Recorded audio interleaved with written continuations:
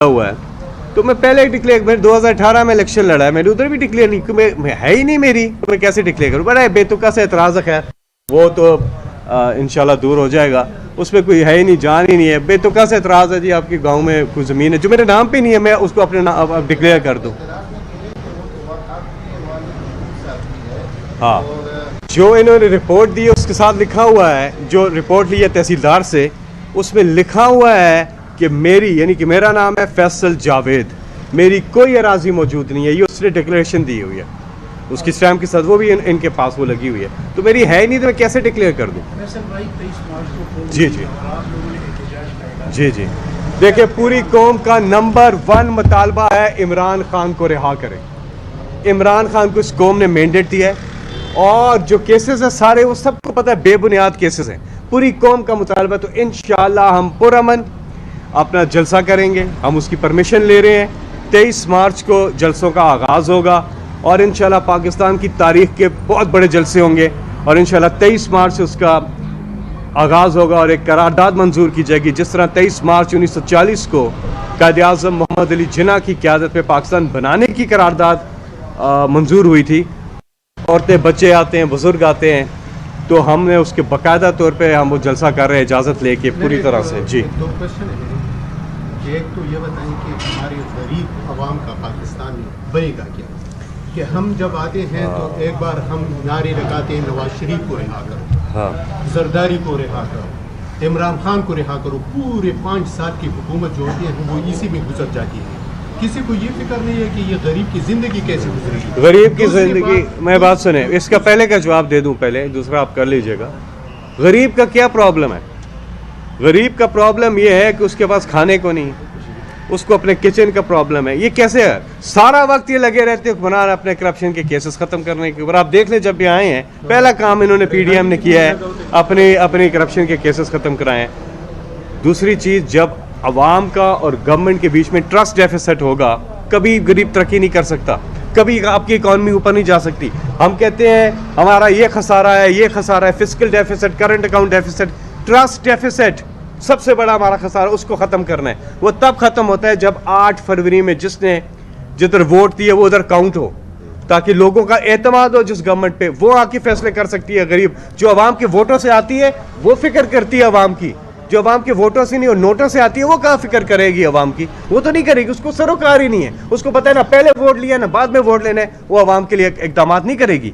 वो हुकूमत अवाम के लिए करेगी जो अवाम के वोटों से आई होगी। कौम ने जिसको मैंडेट दिया है, अगर वो हुकूमत करते हैं तो आप देखेंगे ट्रस्ट डेफिसिट खत्म होगा, एतमाद होगा लोगों को, और अच्छे फैसले कौम के लिए होंगे, पाकिस्तान के लिए जो पहले हो रहे थे, हेल्थ कार्ड बाकी चीज़ें। और इंशाअल्लाह खैबर पख्तूनख्वा में तो आप देख लें कि हेल्थ कार्ड का दोबारा आगाज़ कर दिया है। हमारा ये है कि कौम का जो मैंडेट है वो बहाल किया जाए। गरीब आवाम को आगे ले जाने का वाहिद रास्ता है कि हुकूमत और आवाम के बीच में ट्रस्ट डेफिसिट खत्म करे, बाकी सारे फाइनेंशियल डेफिसिट जो है वो ख़त्म हो जाएंगे। सीनेट के इंतखाबात आ रहे हैं और हमारी खैबर पख्तूनख्वा असम्बली वो पूरी नहीं है, हुकूमत मेंबरान के हल्फ के लिए इजलास बुला नहीं रहे हैं। हाँ, तो कैसे हो जाए? अभी सदर का इलेक्शन आया, असम्बली पूरी थी, उससे पहले जो इलेक्शन उन्होंने किए हैं पंजाब में किए हैं, स्पीकर का और डिप्टी स्पीकर का और वज़ीर आला का, और उधर भी किया है, इधर भी किया, हर जगह किया है।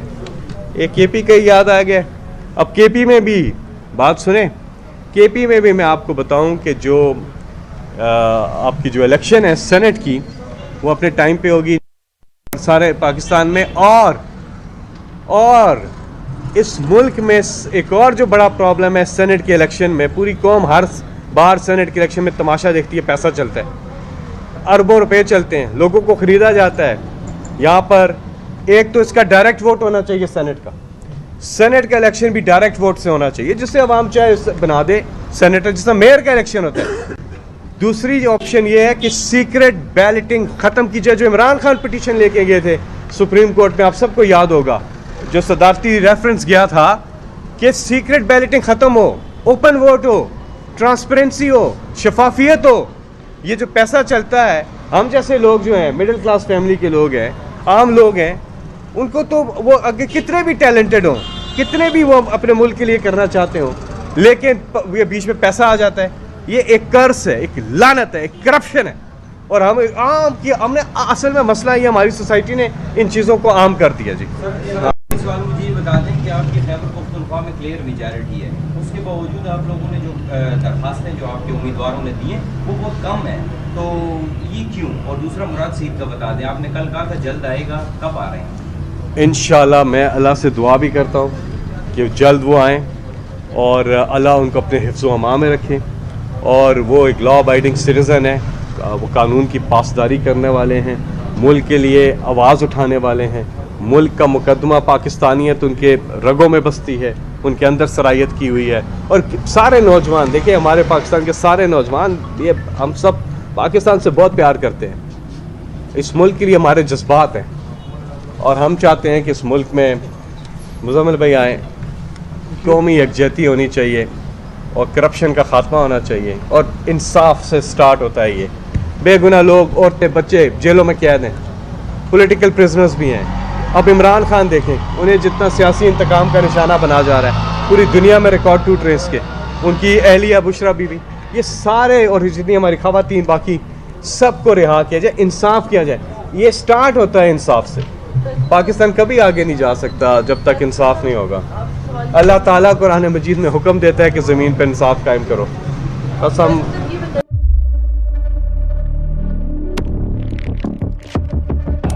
कुदरत की तख्लीक में कोई कमी नहीं, बस देखने वाली नजर चाहिए। कुदरत के बनाए इस निजाम में कौन है फसादी और कौन कर रहा है हक की मनादी? Absolutely not.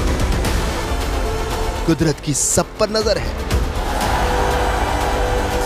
मजलूम की आह हो या जालिम बेपरवाह, कुदरत की नजर से ओझल नहीं। कुदरत का ऐसा ही एक शाहकार है जो नजर भी रखता है और पल पल की खबर भी।